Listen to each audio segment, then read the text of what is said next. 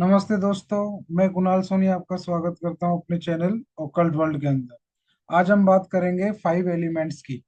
ये 5 एलिमेंट्स हमारे घर में कैसे काम होता है और इनका क्रिएशन किस प्रकार से होता है और ये एक दूसरे को डिस्ट्रॉय किस तरीके से करते हैं। तो सबसे पहले हम बात करेंगे दिशाओं की, कि कौन सी दिशा किस एलिमेंट को रिप्रेजेंट करती है। जो मेटल होता है उसे वेस्ट डायरेक्शन में होती है ये। इसको स्काई एलिमेंट भी बोला जाता है। नॉर्थ यानी वाटर एलिमेंट। वुड को आप एयर एलिमेंट भी बोलते हैं। ये ईस्ट के अंदर होती है। साउथ ईस्ट के अंदर फायर एलिमेंट होता है। अर्थ साउथ वेस्ट में होता है। इसका क्रिएशन होता है जब स्काई से, आकाश से जब बारिश होती है।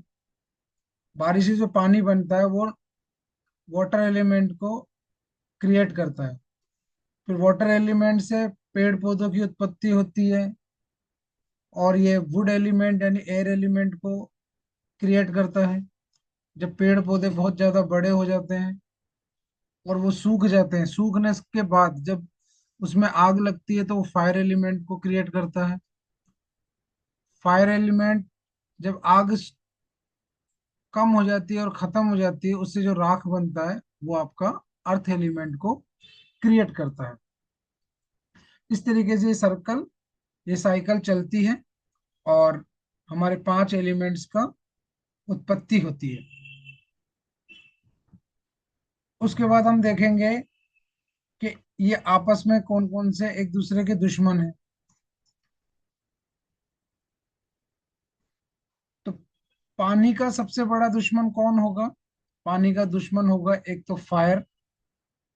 चाहे तो फायर पानी के अंदर आए या पानी फायर में जाए, तो दोनों एक दूसरे को एक तरीके से नष्ट कर देती है। क्योंकि पानी में जलने से वो भाप बन के उड़ जाती है और पानी आग में जाने से वो उसको खत्म कर देता है, बुझा देता है।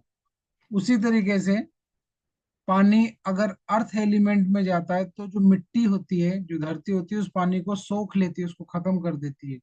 उसी तरीके से जब मिट्टी पानी के अंदर जाती है तभी भी सेम ही चीज होता है, वो उसे सोख लेती है।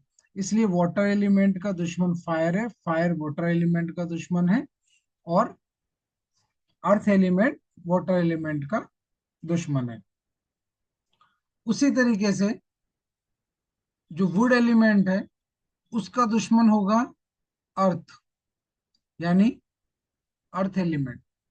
क्योंकि जब भी पेड़ किसी जगह पे उगता है तो उसमें दरारें डाल देता है, मतलब उसको नष्ट कर देता है, उसे फाड़ देता है। तो इसलिए ये इसका दुश्मन होता है। और जो मेटल है, ये स्काई एलिमेंट है। ये मेटल एलिमेंट होता है। ये मेटल है। तो आपको पता है कि एक पेड़ को काटने के लिए जो मेटल यूज होता है वो यही है। अगर कोई चीज किसी को काट दे रही है, उसको नष्ट कर रही थी, वो उसका एनिमी बन जाता है। और ज्योतिष में आप जानते होंगे कि वेस्ट को शनि बोला जाता है, यानी सैटर्न। और वुड को सूर्य बोला जाता है। तो ये एस्ट्रोलॉजी के अंदर भी एक दूसरे के ये एनिमी ही होते हैं। तो ये होता है इनका सर्कल, कि कौन सी दिशा किसको नष्ट करती है। उसके बाद हम जानते हैं कि जो फायर होता है वो मेटल का एनिमी होता है, क्योंकि अगर फायर और मेटल जब एक साथ मिलते हैं तो मेटल को फायर पिघला देता है।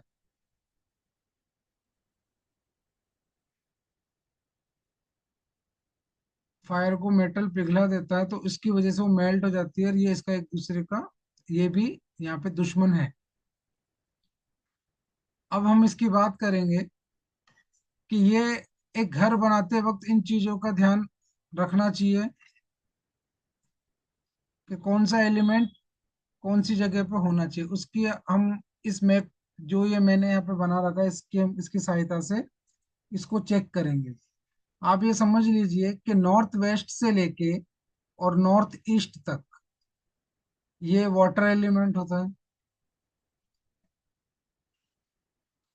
और उसके बाद नॉर्थ ईस्ट से लेके और ईस्ट तक ये नॉर्थ ईस्ट ईशान कोण से लेके और 90 डिग्री यहाँ तक आपका वुड एलिमेंट यानी एयर होता है, एयर एलिमेंट। इसके बाद से जैसे मैंने बताया, यहाँ पे छोटे छोटे पौधे होते हैं, ये यहाँ पे बहुत बड़ा पेड़ हो गया, उसके बाद यहाँ पे सूख जाता है, जिसे ईएसई बोला जाता है। ये एंजाइटी का जोन होता है। यहाँ से फिर फायर का निर्माण होता है। और फायर एलिमेंट जो होता है वो हमारा साउथ ईस्ट 135 डिग्री से स्टार्ट होता है और उसे पूरा साउथ तक माना जाता है। तो जो फायर एलिमेंट होगा वो आपका साउथ ईस्ट से लेके साउथ तक होता है। उसके बाद यहाँ साउथ साउथ वेस्ट होता है, जिसे डिस्पोजल जोन होता है, ये अर्थ एलिमेंट के अंदर काउंट होता है। और ये साउथ वेस्ट तक होता है, जिसे हम अर्थ एलिमेंट बोलेंगे। और फिर साउथ वेस्ट से लेके आपका नॉर्थ वेस्ट तक, इसे हम स्काई एलिमेंट बोलेंगे। ये स्काई एलिमेंट हो गया।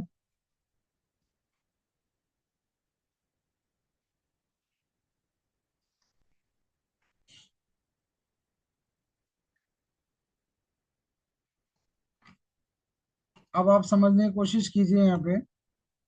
अगर ये जो नॉर्थ है, इस नॉर्थ में अगर आप किसी भी प्रकार की गंदगी ले आएंगे या यहाँ पे किचन बना देते हैं, अगर आप यहाँ नॉर्थ में किचन बना देंगे, तो ये वाटर एलिमेंट को नष्ट कर रहा है, उसको खत्म कर रहा है फायर एलिमेंट। ठीक है, तो यहाँ पर आपका ये वास्तु दोष आने लग जाएगा आपका।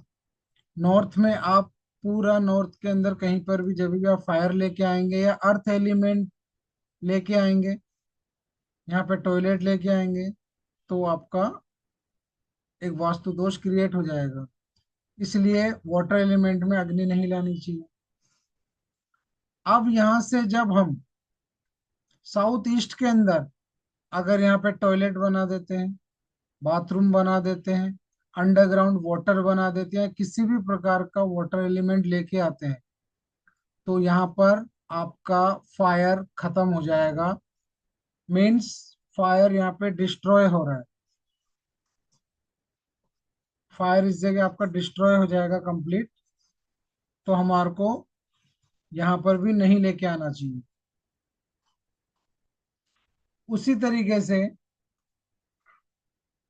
साउथ वेस्ट है, साउथ वेस्ट के अंदर भी हमारे को किसी भी प्रकार का वाटर एलिमेंट नहीं लेना है, क्योंकि ये धरती है। जब धरती में पानी रखेंगे तो वो सॉफ्ट होगी, और वहां पे एक तरीके से ये समझिए कि दलदल टाइप का पैदा होगा, तो ये रिश्तों का जोन है, ये रिलेशन जोन है। तो हमारे फिर रिलेशन खराब होना स्टार्ट हो जाएंगे। तो हमको यहाँ पर भी वाटर नहीं लाना चाहिए। वेट से वाटर क्रिएट होता है, तो हम यहाँ पर वाटर रख सकते हैं, मगर अंडरग्राउंड वाटर यहाँ पे भी नहीं रखना है।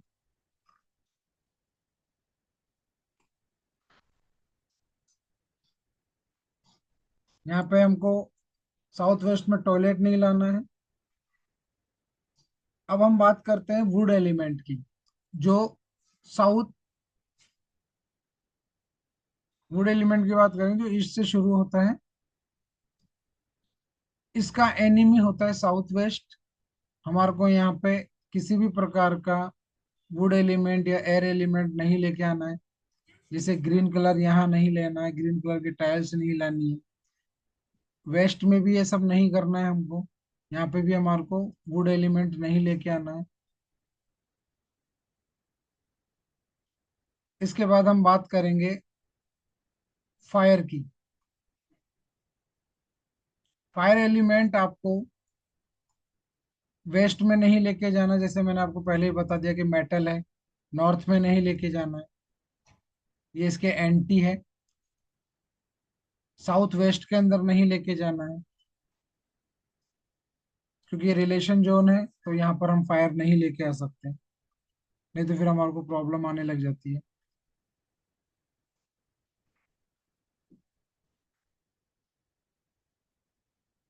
तो इसी तरीके से 5 एलिमेंट है, जिनको ये किस किस प्रकार से क्रिएशन होता है, और ये किस तरीके से एक दूसरे को डिस्ट्रॉय करते हैं। इन चीजों का ध्यान रखना होता है हमको। तो आप इन चीजों का ध्यान रखिएगा। सबसे बड़ा वास्तु दोष टॉयलेट से और किचन से ही बनता है। तो जो वाटर एलिमेंट है वहाँ किचन नहीं लाना है, टॉयलेट नहीं लाना। बाकी टॉयलेट कौन सी दिशा में होगा, किचन कौन सी दिशा में होगा, हम ये नेक्स्ट वीडियो में इसकी बात करेंगे। आज हम इतना ही रखते हैं। अगर आपको वीडियो अच्छा लगे तो उसको लाइक और शेयर जरूर कीजिएगा। धन्यवाद।